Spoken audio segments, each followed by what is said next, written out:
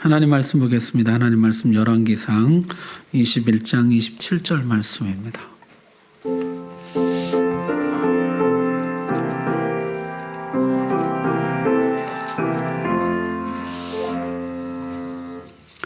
구약성경 555쪽입니다. 하나님 말씀 봉독할 때 우리 다 함께 자리에서 일어나셔서 27절 말씀 우리 한 목소리로 봉독합니다. 시작. 아합이 이 모든 말씀을 들을 때 그의 옷을 찢고 굵은 배로 몸을 동이고 금식하고 굵은 배에 누우며 또 풀이 죽어 다니더라. 아멘. 하나님 말씀 전하겠습니다. 참 어두운 시대였습니다. 아합과 이세벨이 통치하던 시대예요. 지금까지와는 차원이 다른 시대였죠. 우상 숭배의 차원이 다르고 하나님을 거역하는 그 차원이 다른 시대였습니다. 3년의 혹독한 가뭄에도 하늘에서 불이 내리고 다시 큰 비가 내리는 분명한 증거에도 꿈쩍 않고 여전히 죄악의 길로 걸어갔던 시대였습니다. 불의 선지자 엘리야마저 낙심했었죠. 이제 그만 내 생명을 거두어 주옵소서. 마지막 남은 촛불까지 꺼진 느낌입니다. 그러나 하나님은 아직 등불을 끄지 않으셨죠. 새로운 희망의 이야기를 써내려 가십니다. 이 어두운 시대에 다시 시작되는 희망의 이야기. 오늘 이 이야기가 여러분들의 이야기가 되시기를 주의 이름으로 축복합니다. 자, 엘리야는 산을 내려왔습니다. 그리고 하나님이 말씀하신 다음 선지자 엘리사를 찾아갑니다. 청년 엘리사. 그의 첫인상은 대단히 강렬했습니다. 3년 만에 내린 비에 이 기회를 놓칠세라 농사를 짓고 있었는데요. 소 12결이 24마리를 앞세워서 밭을 갈고 있는 것이었습니다. 보통은요, 내가 비만 오면 열심히 일해야지 하다가도 막상 비 오면 어떻습니까? 계속 비가 오겠지. 이제 가뭄은 끝난 거겠지. 그리고 일 안 하거든요. 그런데 이 청년 그동안의 가뭄을 지워버리기라도 하겠다는 듯이 소 12결의를 몰면서 그렇게 열심히 쟁기질을 하고 있었다는 것이에요. 이 12결의 소가 마치 그동안 일 안 하고 놀고 있던 이스라엘의 12지파를 떠올리게 해줍니다.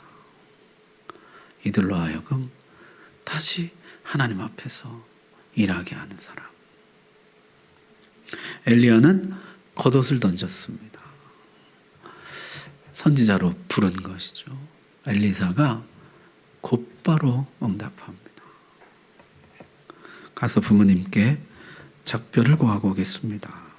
엘리사는 직감했습니다. 아합의 시대, 이 배교의 시대, 이 어두운 시대에 하나님이 부르신다는 것은 얼마나 긴급하고 막중하며 위험한 일이라는 것을 알았습니다. 다시는 집에 돌아오지 못할지 모른다. 엘리사는 집에 와서 2가지 일을 합니다. 먼저는 부모님께 작별 인사를 드리고 그 다음에는 동네 사람들에게 인사를 합니다. 소 2마리를 잡아서요, 삶아서 그 고기를 나눠주는데 그동안 일하던 그 농사 기구를 불살라서 고기를 삶더라는 것이에요. 단호한 결심이죠.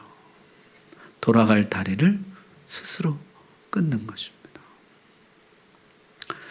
아일랜드의 선교사 중에 콜룸바 선교사라는 유명한 선교사 일화가 있습니다.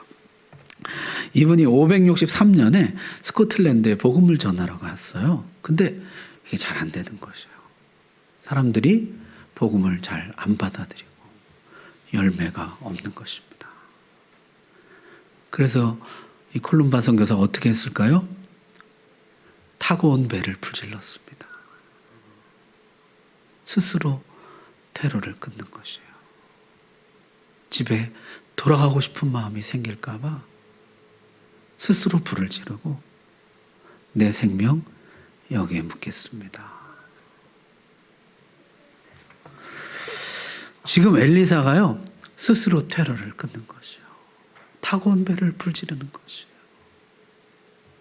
이 어두운 시대에 내가 어떤 일이 있어도 뒤돌아서지 않겠습니다. 주님도 그렇게 말씀하셨죠. 손에 쟁기를 잡고 뒤를 돌아보는 자는 하나님의 나라에 합당하지 아니하니라. 이 청년 선지자 엘리사에게서 뭔가 새로운 희망이 보이기 시작하는 거죠. 그때 이스라엘은 새로운 위기를 맞게 됩니다. 북쪽의 아람 왕이 이스라엘을 침공해 들어왔습니다. 여러분 지도 한번 보십시오. 북쪽의 아람이 저쪽에 있거든요. 저 강 위쪽에요. 아람이 쳐들어오는데 아람만 해도 국력이 어마어마한데 거기에 동맹국 32개국이 합세해서 침공해 왔습니다. 순식간에 이스라엘은 점령당하고요. 여기에 수도 사마리아만 남게 되는데 사마리아마저 포위당하게 됩니다. 아람 왕 베나닷이 사신을 보냈습니다. 너의 은금과 처 자식들 모든 것 다 내 것이라. 예, 우리는 주의 종입니다. 그러면 이제 전쟁 배상금 적당히 받고 돌아갈 줄 알았더니요. 내일 우리가 사마리아 성 안으로 들어가서 집집마다 수색해서 보이는 대로 닥치는 대로 물건과 사람을 잡아갈 것이라. 그거는 수용할 수 없다. 그러면 내가 사마리아를 부숴버리리라. 그렇게 사신이 오고 갔습니다. 아합도 지지 않고 말했어요. 참 군인은 갑옷을 입을 때 자랑하지 않고 갑옷을 벗을 때 자랑하는 법이다. 길고 짧은 건 대봐야 한다는 것이죠. 이 말을 들은 베나닷은요, 분노해서 전군 출정 명령을 내립니다. 나라의 운명이 바람 앞에 촛불같이 된 것이죠. 이 작은 나라가 어떻게 그 33개국 그 동맹군을 이기겠어요. 하지만 처자식을 지키기 위해서 결사항전을 택한 것이죠. 자, 그때 하나님이 한 선지자를 보내십니다. 이 큰 무리를 보느냐? 내가 그들을 내 손에 넘길 것이라. 내가 도와주겠다는 말씀을 주십니다. 이럴 때 보면요, 하나님은 정말 하나님이시죠. 저 같으면요, 아합은 꼴도 보기 싫을 것 같아요. 여러분, 아합이 어떤 사람입니까? 이스라엘 역사상 가장 악한 왕일 뿐더러 여호와 종교를 말살시킨 사람입니다. 온 백성들을 우상 숭배로 이끈 사람이에요. 죽든지 망하든지 그렇게 할 것 같은데요. 하나님이 내가 도와주겠다. 내가 이 전쟁에 이기게 해주겠다.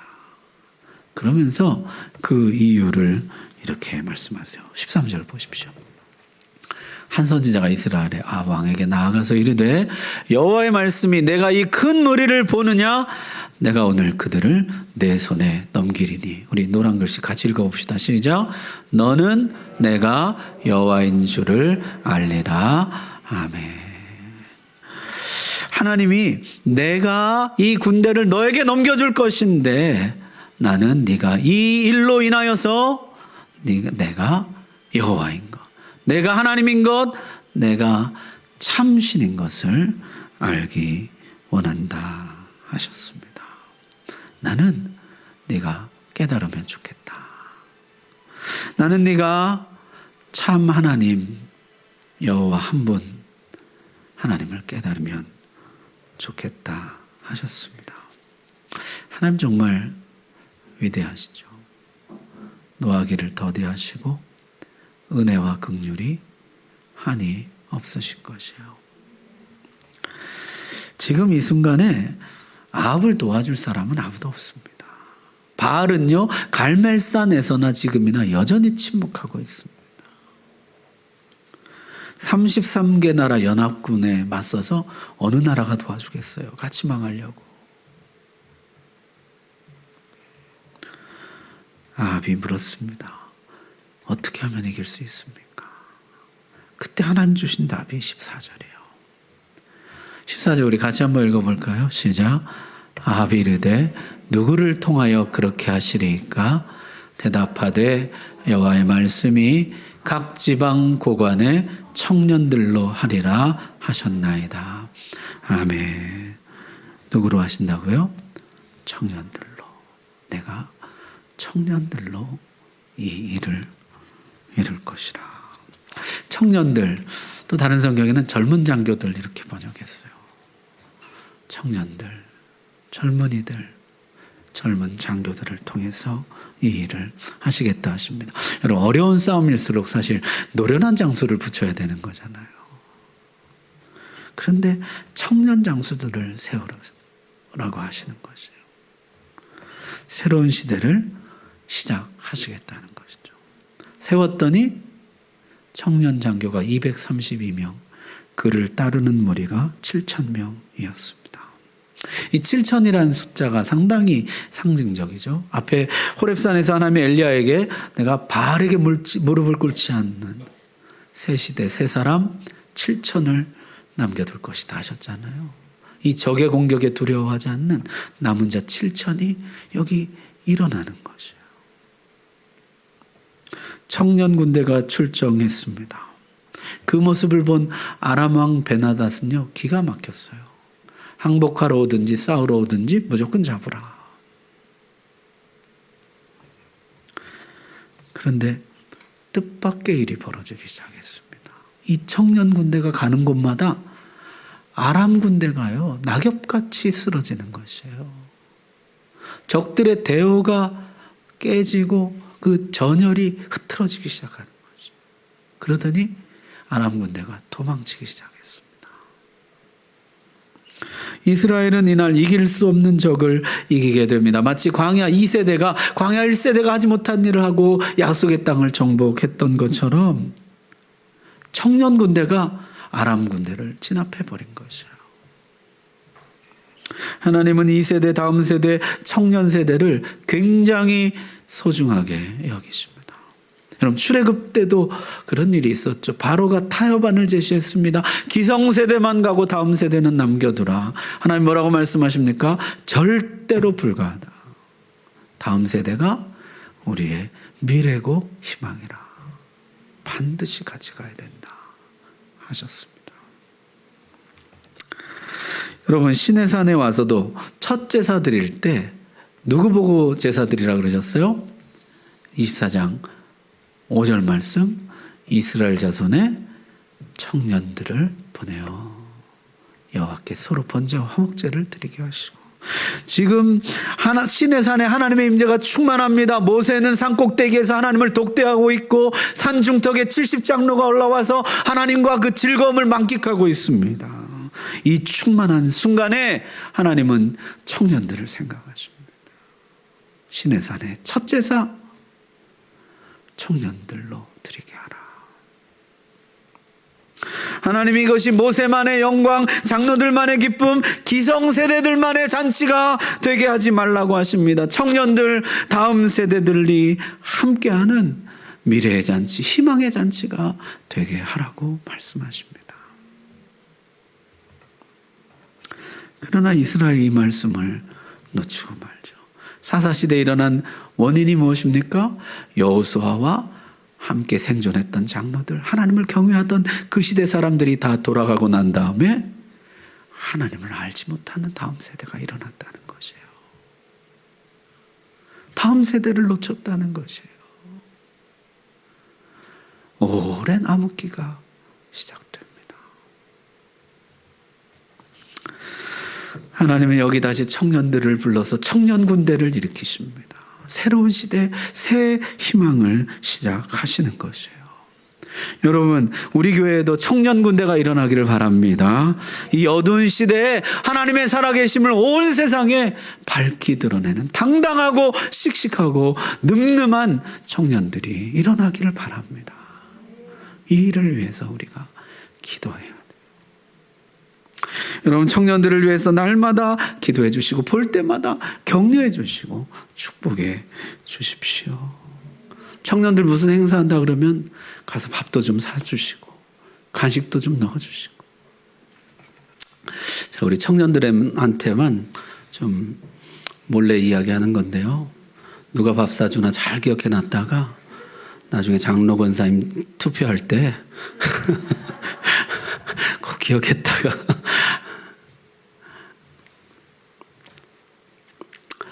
여러분, 청년이 희망인 줄로 믿습니다. 이 놀라운 승리에 감격하고 있을 때 아까 그 선지자가 다시 나타났어요. 승리에 자만하지 말고 가서 힘을 기르라. 내년에 아람 왕이 다시 침공할 것이라. 여러분, 한 번 기적 같은 승리를 맛봤으면 이제는 가서 힘을 길러야 돼요. 맨날 기적만 바라고 있어서는 안 되는 것이죠. 여러분, 돌면 무너지는 기적 같은 승리는요, 여리고성 전투 한 번뿐이에요. 그 위에 모든 전투는 가서 직접 싸워서 이긴 것입니다.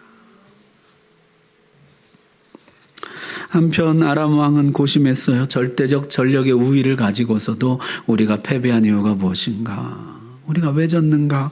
고심하다가 결론 내리기를 이스라엘의 신 때문이라. 이스라엘의 신은 산의 신이라는 거죠. 산지의 신. 그런데 우리가 산에 가서 싸웠다. 우리가 어리석었다. 다음에는 평지에서 싸우자. 이렇게 결론을 냈다는 것이죠. 이게 이방신들의 개념입니다. 특정 지역을 다스리는 신들이 있다는 것이죠. 바다의 신 포세이돈이 있고, 태양신 아폴로가 있고, 마찬가지로 산의 신 여호와라는 거죠. 평지에서 싸우면 여호와는 힘을 못 쓴다. 우리가 이긴다 했다는 것이죠. 그리고 이번에는 동맹군 대신에 직할 부대를 편성했습니다. 아람 왕 베나닷이 이끄는 직할 부대로 다시 침공해 왔다는 것이요. 다음에 정말 아람은 다시 쳐들어왔습니다. 평지에서 붙었는데요. 그 전력차가 말도 안 되는 수준이었어요. 성경에 보니까 아람 군대는 땅에 가득한데 이스라엘 군대는 적은 두 염소떼 같았다는 것이에요. 마치 우리는 메뚜기 떼 같다고 했던 그 정탐꾼들의 보고가 생각나는 대목이죠. 하나님의 사람이 또 나타났습니다. 28절 한번 보십시오. 그때 하나님의 사람이 이스라엘 왕에게 나와 말하여 이르되 여호와의 말씀에 아람 사람이 말하기를 여호와는 산의 신이요 골짜기의 계시는 아니라 하는도다. 그러므로 내가 이 큰 군대를 다 내 손에 넘기리니 너희는 내가 여호와인 줄을 알리라. 하나님은 아합에게 이렇게 말씀하십니다. 나는 이번에도 보여줄 것이다. 이번에도 내가 너에게 승리를 줄 것이다. 나는 이번에도 나만 유일한 신인 것을 드러낼 것이다. 나는 이 일로 네가 나를 알기를 원한다. 하나님 사실 이미 충분히 보여주셨죠. 가뭄으로 보여주셨습니다. 불을 내려서 보여주셨습니다. 큰 비로 보여주셨습니다. 지난번 승리로 이미 넉넉히 보여주셨습니다. 그런데도 아합은 하나님을 외면하는 것이에요. 인정하지 않는 것이에요. 내가 다시 보여줄 것이다. 하나님 정말 은혜와 긍휼이 끝이 없죠. 내가 또 보여줄 것이다. 또 내가 나를 보일 것이다. 여러분, 아합은 돌이켰을까요? 끝내 돌이키지 않습니다. 전쟁은 하나님의 말씀대로 이스라엘의 승리로 끝납니다. 마치 여리고성 전투처럼 이 군사들이 모여있던 아벡 성벽이 무너집니다. 그때 여리고성 전투에 참여했던 사람들은 하나님을 깨닫고 알게 되었지만은 아합은 끝내 깨닫지를 못합니다. 아합은 아람 왕 베나답과 화친합니다. 진멸하라는 하나님의 말씀을 어기고 빼앗긴 성읍들을 돌려받는 조건으로, 그리고 아람의 수도 다메섹에 사마리아 거리를 두고 자유롭게 무역하는 조건으로 베나닷을 놓아줍니다. 거의 다 이긴 전쟁이었죠. 베나닷이 골방에 혼자 들어가 숨을 정도였으니까요. 그런데 이런 조건에 놓아준 이유를 역사학자들은요, 이 북쪽에 지금 아수르가 급성장하고 있었어요. 그 아수르를 막아줄 그 중간 방파제로 삼을 생각이었다는 거죠. 이 아람이 중간에서 바람막기 역할을 해주기를 바랬다는 것이에요. 하나님은 이 승리를 통해서 하나님만 살아계신 참 신이요 하나님만 우리에게 승리를 주시는 분이니 내가 오직 하나님만 의지하리라. 하나님 말씀대로 진멸하기를 원하셨습니다. 하지만 아합은 하나님 주신 승리를 자기 목적에 이용하고 끝내 돌이키지 않았습니다. 심판이 선고되었습니다. 내가 놓아주었던 베나닷의 생명을 네 생명으로 대신하리라. 여러분 성경에 보면요, 하나님의 진멸하라는 말씀을 거역한 사람들이 나옵니다. 여리고성 전투에서 몰래 옷과 재물을 훔쳐가지고 나왔던 아간, 그리고 아말렉과의 전투에서 좋은 것들을 남겨가지고 온 사울, 그리고 오늘 아람과의 전쟁에서 정치적 계산에 따라서 진멸하라는 하나님 말씀을 어기고 아람과 화친했던 아합, 이들은 모두 자기 자신이 대신 진멸당하게 됩니다. 자, 로마서는요, 이들을 향해서 이렇게 말합니다. 이는 하나님을 알만한 것이 그들 속에 보임이라 하나님께서 이를 그들에게 보이셨느니라. 하나님이 그들에게 보이셨습니다. 하나님을 알만한 일들을 계속해서 일으켜 주셨어요.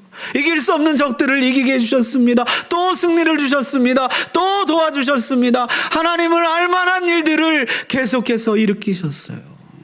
그러나 이들은 끝내 하나님을 알기를 거부했습니다. 그 다음 21절 말씀 보십시오. 하나님을 알되 하나님을 영화롭게도 아니하며 감사하지도 아니하고 오히려 그 생각이 허망하여지며 미련한 마음이 어두워졌나니. 이들은 끝내 마음에 하나님 되기를 싫어하고 끝내 하나님을 거부했습니다. 이런 사람들이 꽤 있어요. 가룟 유다 보십시오. 주님이 끝까지 기회를 주셨거든요. 여러 번 기회를 주셨어요. 너희 중에 하나가 나를 팔리라.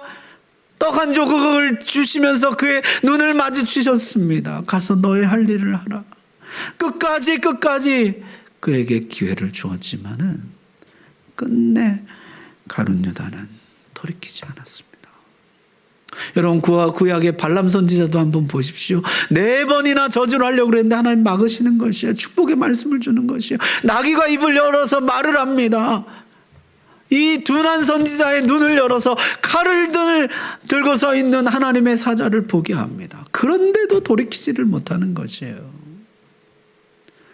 하나님을 알만한 것들을 보여주셨지만은 끝내 돌이키지를 못합니다.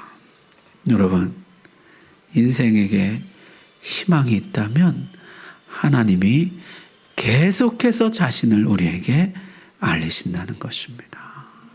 하나님이요, 아합 같은 사람에게도 계속해서 자신을 알리시는 것이에요. 하나님을 알만한 일들을 계속해서 일으키시는 것입니다. 가룟 유다에게도 발람에게도 하나님은 끊임없이 이런 일들을 일으키십니다. 지금이라도 돌이키라고. 지금이라도 하나님의 살아계심을 깨닫고 돌이키라. 그게 우리의 희망인 것이죠. 여러분 삶을 한번 돌아보십시오. 하나님이 우리 삶에 하나님을 알만한 일들을, 하나님만이 참신이며 살아서 역사하는 하나님인 것을 알만한 일들을 계속해서 보여주십니다. 돌이키라는 것이에요. 하나님께로 돌이키라. 그것이 우리의 희망인 것이에요. 자, 그런데 그 다음에요, 더 놀라운 이야기가 나옵니다. 왕궁 가까이에 나봇의 포도원이 있었다는 것이죠. 아합은 그 포도원이 탐이 났습니다. 학자들 이야기가요, 왕궁을 확장하려고 그랬다는 이야기도 있고, 그저 그 포도원에 꽂혀서 그 포도원을 빼앗으려고 했다는 이야기도 있습니다. 어쨌든 아합은 그 포도원이 갖고 싶었어요. 나에게 넘겨라. 내가 다른 포도원을 주든지 상당한 값을 쳐주겠다. 나봇은 거절합니다. 하나님이 우리 조상에게 주신 땅 팔 수 없습니다. 약속의 땅에 처음 들어올 때부터 하나님 주신 명령이 있습니다. 지파별로 가문별로 땅을 분배해 주시면서 하나님이 땅을 팔지 말라 하셨습니다. 부득이하여 팔게 되면 50년마다 다시 자기 주인에게로 돌아갈 것이라. 너희는 이 땅의 주인이 하나님이심을 잊지 말아라. 땅을 확장할 욕심을 갖지 말아라 하셨습니다. 나봇의 말이 맞죠. 나봇은 지금 하나님의 명령을 지키고 있습니다. 아합은요, 알아누웠어요. 너무너무 갖고 싶은데 하나님의 법대로 한다니까 뺏을 수가 없는 것이에요. 여러분, 여기 가만 보면요, 하나님의 법을 지키는 나봇과 하나님의 법 때문에 괴로워하는 아합이 등장해요. 그리고 그 다음에 하나님의 법을 완전히 무시하는 한 사람이 등장합니다. 누굴까요? 이세벨이죠. 네가 그러고도 왕이냐? 왕답게 처신하고 남자답게 굴어라. 그리고 이를 꾸밉니다. 재판을 열어서 나봇을 한가운데 세우고 거짓 증인을 불러다가 나봇이 하나님과 왕을 저주하는 소리를 들었다 증언하게 하고 돌로 쳐 죽입니다. 저 뒤에 가면요, 나봇의 아들들까지 모두 죽여요.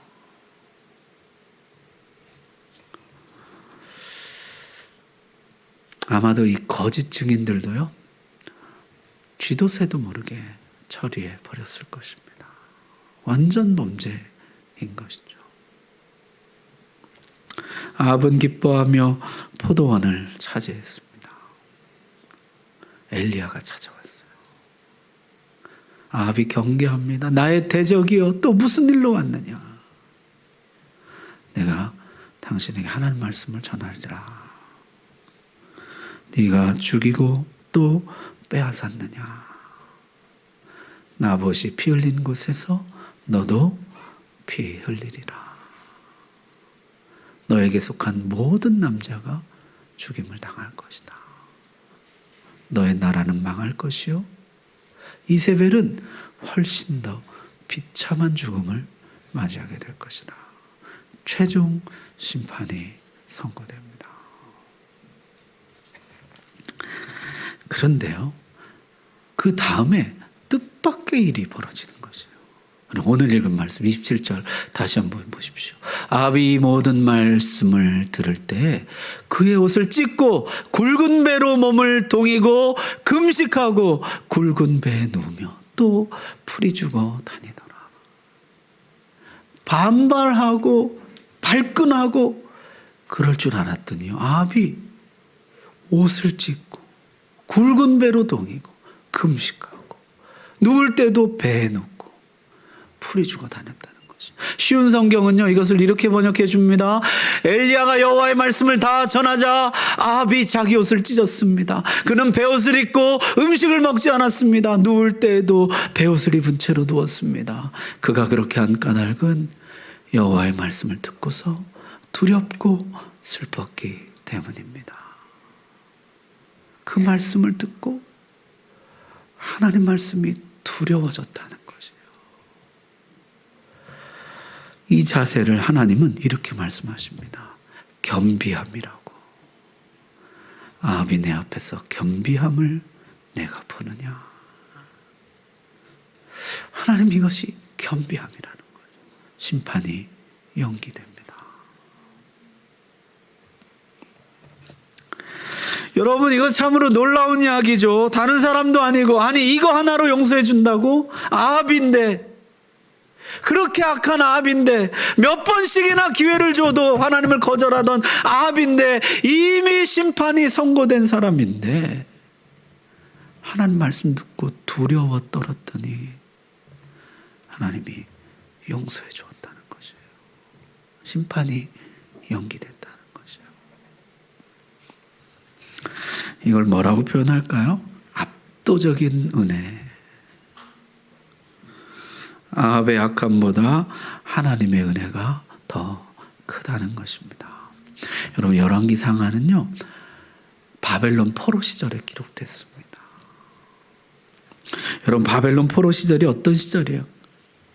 영광도 잃어버리고 성전도 잃어버리고 약속의 땅도 잃어버리고 모든 것을 다 빼앗기고 남의 나라 포로로 끌려온 지금이에요. 가장 절망적인 순간, 가장 어두운 시대이죠. 그래도 우리에게 희망이 있습니다. 지금이라도 회개한다면, 지금이라도 하나님 앞에 겸비한다면 우리에게는 아직도 희망이 있습니다.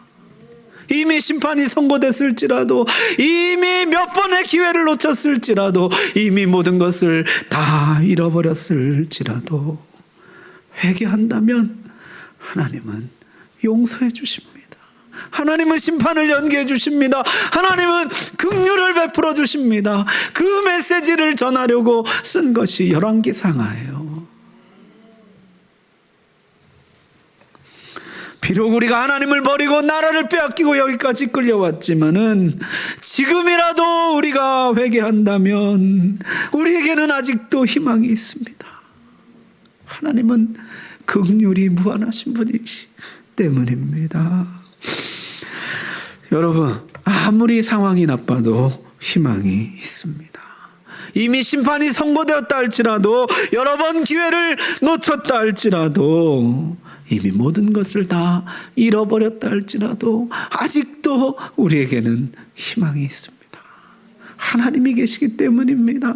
하나님은 우리가 엎드리면은 우리를 불쌍히 여기실 것입니다.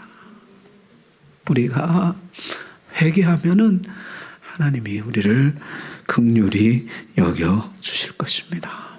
오늘 다시 하나님의 은혜가 우리 가운데 임하기를 주님의 이름으로 축복합니다. 기도하겠습니다.